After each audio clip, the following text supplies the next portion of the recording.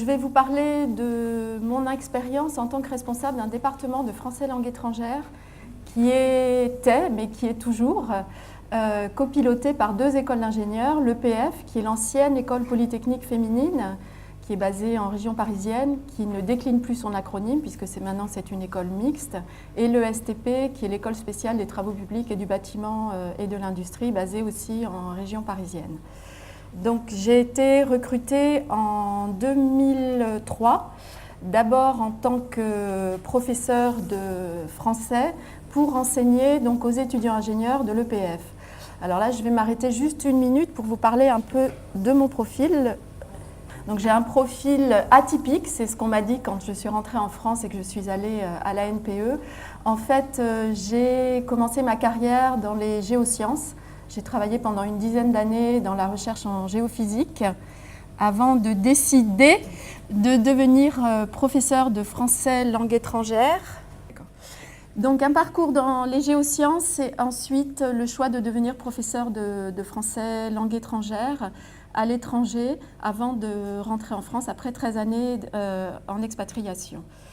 Donc en 2003, j'ai été recrutée comme professeur de FLE à l'EPF et au bout d'un an, l'école a reçu le soutien financier de l'enseignement supérieur, du ministère de l'enseignement supérieur, pour créer un département de FLE et surtout pour ouvrir ce département de FLE à d'autres écoles d'ingénieurs françaises.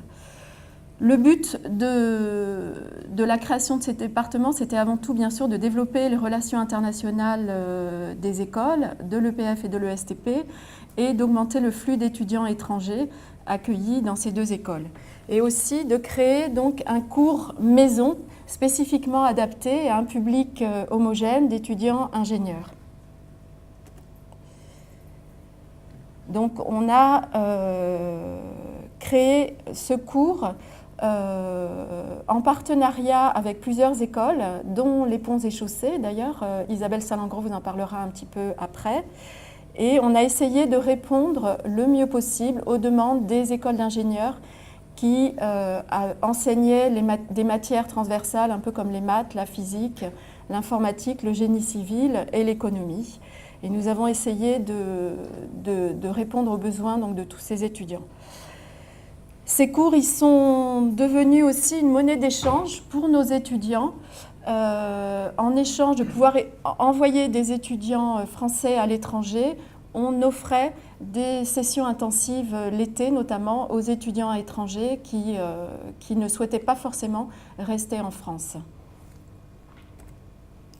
Alors, on avait plusieurs formules. Il y avait la formule de cours intensifs qui avait lieu l'hiver, en février, mars, avril, et l'été pendant presque 3 mois, 2 mois et demi, où là les étudiants suivaient environ 200 heures de cours. Et je détaillerai en fait le contenu du cours après. Et donc ces cours-là, en fait, on les appelait des séminaires d'intégration en école d'ingénieurs. Et ensuite, pendant l'année, les étudiants pouvaient assister à des cours hebdomadaires. Alors je dis pouvaient assister parce qu'en fait, c'était obligatoire pour nos propres étudiants, mais les étudiants des autres écoles pouvaient aussi y participer, tout comme ils pouvaient le faire l'été et l'hiver.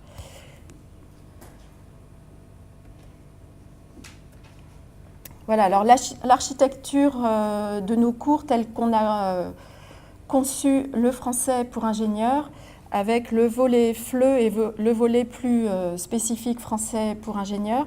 Donc dans le français langue étrangère, j'ai inclus là sur cette diapo, pour que ce soit plus facile pour vous en parler, tout ce qui touche à la culture et à la civilisation. Je détaillerai, là je vous explique un peu l'architecture des cours. Et ensuite, je vous expliquerai un peu les compétences, puisque Sandrine m'a demandé de cibler mon discours sur les compétences attendues des enseignants. Donc, culture et civilisation, des enseignants étaient recrutés pour organiser des visites culturelles. Les étudiants avaient aussi des cours d'histoire, des cours sur l'Union européenne qui étaient très prisés, des cours d'œnologie, des cours, je dis des cours de théâtre parce que c'était des cours qui préparaient surtout à la communication à l'oral et aux techniques en fait de présentation d'un exposé ou d'une soutenance de stage. Et je ne l'ai pas marqué là, mais il y avait aussi une discipline qui n'était pas à négliger, c'est le sport, puisque c'est souvent une discipline obligatoire dans les écoles d'ingénieurs. Donc les étudiants suivaient des cours de sport l'été. Ensuite, on avait des spécialistes de l'interculturel qui intervenaient aussi dans ces cours, soit sous la forme de conférences ou de rencontres. Et après, pour le volet français pour ingénieurs, donc, j'ai eu la chance à mon embauche de croiser la route d'un spécialiste du français scientifique qui maintenant travaille aux Ponts et Chaussées. Et ensemble, on a créé un cours de langage scientifique. Donc, ce cours de langage scientifique était très axé sur le vocabulaire. Il complétait les cours scientifiques à proprement parler qui, eux, étaient en grande partie enseignés par des cours scientifiques qui préparaient les enseignants aux attentes des professeurs dans une école d'ingénieurs française, à la méthodologie des grandes écoles à la française, etc. Et tout ça, c'était complété par le volet communication, dans lequel intervenaient les professeurs de FLE et des spécialistes des CV et lettres de motivation, avec le volet académique, purement académique pour la prise de parole en public, la prise de notes, etc. Et le volet plus axé, plus avisé professionnel, pour le CV et la lettre de motivation et la préparation à la recherche de stage. Alors, l'équipe enseignante, donc c'est une équipe qui regroupe des spécialistes de diverses disciplines. Donc, il y a les enseignants en français langue étrangère. Nous, on a été très très souvent confrontés à des étudiants qui avaient de gros problèmes en phonétique. Donc les enseignants en français langue étrangère étaient très sollicités pour tous les aspects de phonétique, d'évaluation, puisqu'on nous demandait à la fin de chaque semestre ou à la fin de chaque stage intensif de faire passer soit un TCF, soit un TEF, soit un TFI aux étudiants. Donc on les préparait à ces examens qui demandent une préparation un peu spécifique puisque ce sont des tests, sont des QCM et tous les étudiants ne sont pas prêts à ce genre d'évaluation. Ensuite, on avait des professeurs agrégés, par exemple, en littérature, mais avec une formation complémentaire en FLE, un master en FLE, qui, eux, géraient les cours de littérature, puisqu'on a accueilli dans nos cours des étudiants de niveau C2 qui, eux, avaient de grosses demandes en français plus littéraire. On avait des spécialistes en histoire et géographie qui intervenaient pour les cours sur l'Union européenne et les visites culturelles. Donc le professeur de sport, ça peut paraître un peu bizarre que je mette le professeur de sport dans cette liste-là, mais il se trouve que ce professeur collaborait aussi avec les enseignants en FLE qui préparaient les étudiants, notamment on a beaucoup travaillé avec l'école polytechnique à Palaiseau, où le sport fait partie intégrante de la formation. Et donc on préparait les étudiants au vocabulaire du sport, le rugby, le football, le tennis, etc. Voilà. Ensuite, des comédiens donc, qui travaillent dans des centres de FLE, qui se sont spécialisés à l'enseignement du théâtre à un public d'étudiants étrangers, qui les préparaient surtout à la communication orale, des spécialistes de l'interculturel et des professeurs d'économie, puisque dans les besoins des étudiants, il n'y avait pas que les maths, la physique, l'informatique et le génie civil, mais il y avait aussi beaucoup l'économie. Il y a de plus en plus d'écoles d'ingénieurs en fait, qui se spécialisent en économie et particulièrement en finance. Alors, les compétences des professeurs, elles sont très élargies. Pour commencer par les plus jeunes recrues, pour être recruté dans le département, il fallait soit faire son stage au sein du département. Moi, j'ai toujours privilégié l'embauche de stagiaires avec la possibilité pour eux d'intégrer l'équipe après leur stage, parce que je trouvais que c'était important pour un jeune diplômé en master FLE de comprendre ce qu'attend un étudiant d'une école d'ingénieurs. Ce n'est pas du tout pour rentrer dans ces discours très élitistes, mais on est quand même face à des étudiants qui sont passés par la voie des concours, qui ont suivi des étapes de sélection très strictes et donc qui, eux, ont une très grande attente de ce cours de français, notamment l'été, puisque certains d'entre eux arrivaient avec un niveau en français très faible et ils avaient maximum 10 semaines pour atteindre un niveau, alors je vais peut-être vous faire rire, mais un niveau quasi B2, y compris pour des étudiants asiatiques qui arrivaient avec un niveau, eux, souvent A2. Et ce sont aussi des étudiants qui apprennent vite, donc il faut être capable de s'adapter à ce type de public qui a de gros besoins, mais aussi de grosses attentes de la part du professeur. Ensuite, bien sûr, un professeur qui a une expérience dans la formation linguistique et particulièrement dans les écoles d'ingénieurs, c'était aussi un plus. Il y a beaucoup d'interactions entre les écoles d'ingénieurs, on s'échange entre guillemets beaucoup de professeurs. Et aujourd'hui, j'ai remarqué qu'en fait, il y a beaucoup de mes anciens professeurs qui se sont spécialisés à 100% dans l'enseignement du français aux étudiants ingénieurs et qui travaillent dans 2 ou 3 écoles d'ingénieurs. Voilà, donc compétences élargies. J'ai parlé tout à l'heure aussi de l'histoire, de la géographie. Bon, un enseignant qui a j'ai eu 2 enseignants comme ça dans l'équipe qui avaient des DEA en histoire ou géographie et qui ensuite ont fait un master FLE. Bon, bah pour nos cours, pour l'équipe, c'était toujours un plus. Alors, la capacité à travailler en équipe, bon, c'est un peu un lieu commun, mais c'est aussi quelque chose de très important dans une équipe pluridisciplinaire, puisqu'il faut tout de suite accepter d'aller rencontrer le professeur d'économie ou le professeur de mathématiques et de passer du temps avec lui pour préparer son cours et essayer de pêcher des documents authentiques un peu partout pour créer son cours. Et aussi, j'estime qu'un enseignant qui est capable de travailler en équipe, il va être capable aussi de passer le message aux étudiants étrangers qui arrivent dans les écoles d'ingénieurs, à qui on va demander aussi de travailler en équipe, puisqu'on va leur demander de participer à des projets où le travail en équipe ne se passe pas toujours très bien. Les étudiants français n'ont pas toujours la patience de les intégrer et comment dirais-je, pour être le plus positif possible, de permettre en fait à un étudiant étranger d'intégrer un groupe essentiellement constitué de Français quand il n'a pas forcément encore tous les codes socioculturels de l'école et tout le niveau, toutes les compétences en langue.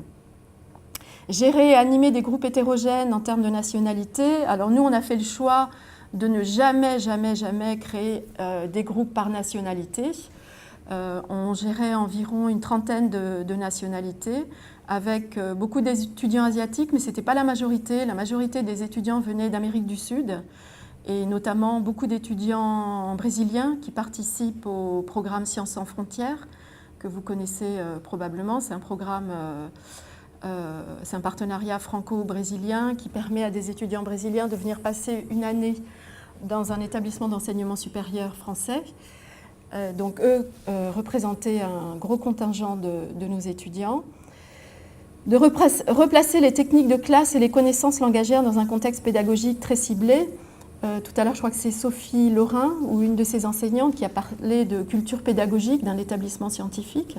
Bon, c'est vrai que chez nous, c'était un peu le même contexte. Il fallait que les enseignants sachent s'adapter à ce contexte scientifique, ce qui n'est pas forcément facile pour des enseignants qui ont des bagages plutôt littéraires. Il faut avoir envie d'aller didactiser des documents scientifiques. Mais bon, j'ai eu la chance de toujours pouvoir m'appuyer sur une équipe très motivée et très soudée.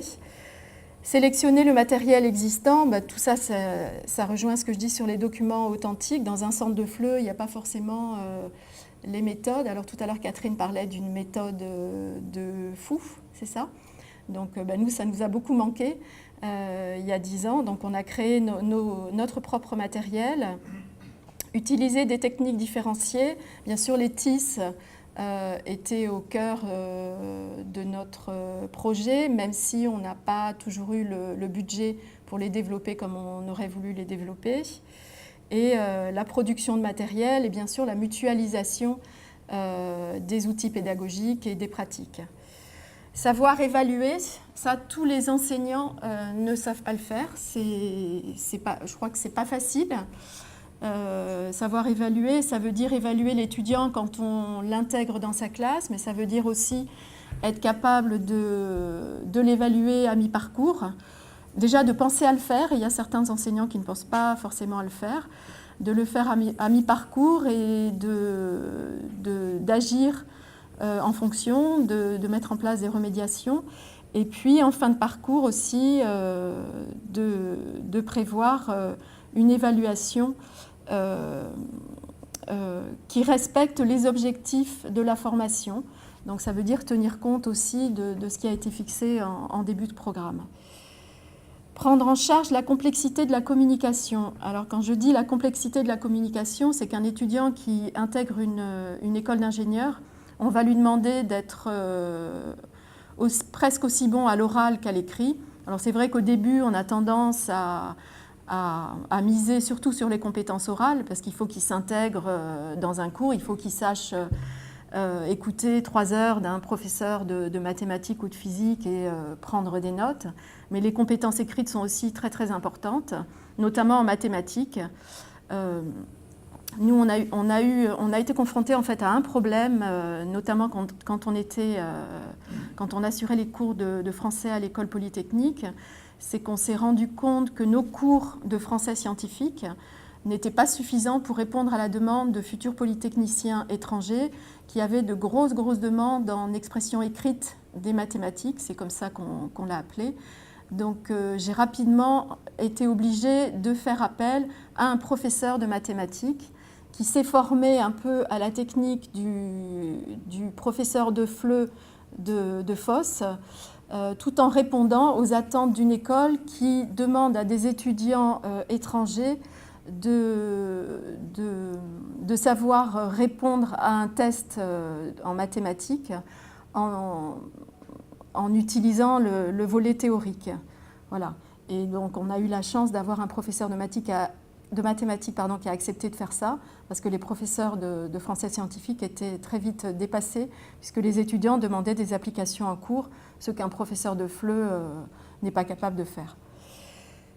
Et savoir se remettre en cause et accepter les idées d'autrui. Alors se remettre en cause, ça a été pour ce professeur de français scientifique notamment d'accepter que son cours n'était pas adapté à des étudiants d'un niveau scientifique quand même très très élevé, et d'accepter de collaborer avec un professeur de mathématiques et de lui laisser sa place. Ce n'est pas facile pour tout le monde, mais voilà, ça s'est bien passé. Voilà, alors je voulais juste vous dire un mot, parce qu'aujourd'hui je ne suis plus en poste au département de FLE de l'EPFE-STP.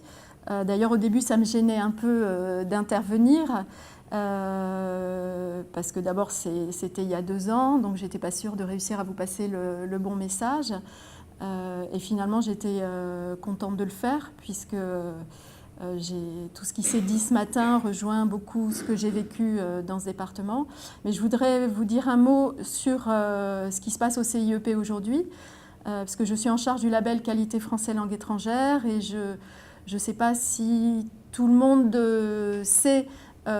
connaît les actions du CIEP en matière de promotion et diffusion de la langue française. Et dernièrement, nous avons signé une convention de partenariat avec la CTI. La CTI, c'est la Commission des titres d'ingénieurs. Donc, c'est le bureau national qui accrédite les écoles françaises pour leur diplôme d'ingénieur. Et donc, on a signé une convention pour valoriser les formations en français langue étrangère dans les écoles d'ingénieurs, pour promouvoir aussi les formations en langue française à l'étranger, puisque la CTI accrédite aussi des formations d'ingénieurs en français à l'étranger, et pour renforcer aussi la coopération dans le domaine de l'éducation. Voilà.